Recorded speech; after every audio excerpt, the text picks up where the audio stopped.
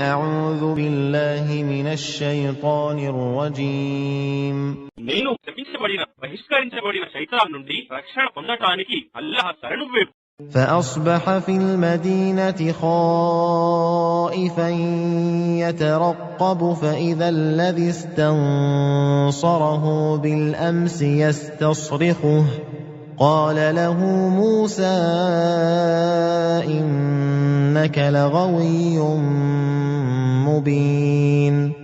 మరుసటి రోజు ఉదయం అతను మూసా భయపడుతూ అతి జాగ్రత్తగా ఇటు అటు చూస్తూ నగరంలోకి వెళ్ళాడు. అప్పుడు అకస్మాత్తుగా అంతకు ముందు రోజు అతనిని సహాయానికి పిలిచిన వాడే మళ్లీ సహాయానికై అరవసాగాడు.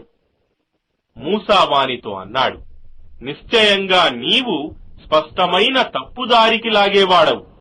فَلَمَّا أَنْ أَرَادَ أَنْ يَبْطِشَ بِالَّذِي هُوَ عَدُوٌّ لَهُمَا قَالَ يَا مُوسَى أَتُرِيدُ أَنْ تَقْتُلَنِي كَمَا قَتَلْتَ نَفْسًا بِالْأَمْسِ إِنْ تُرِيدُ إِلَّا أَنْ تَكُونَ جَبَّارًا فِي الْأَرْضِ وَمَا تُرِيدُ أَنْ تَكُونَ مِنَ الْمُصْلِحِينَ.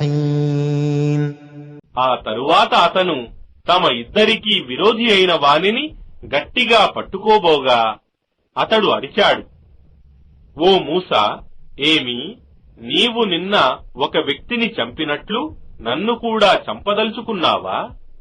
నీవు ఈ దేశంలో క్రూరునిగా మారి ఉండదలుచుకున్నావా? సద్వర్తనునిగా ఉండదలుచుకోలేదా?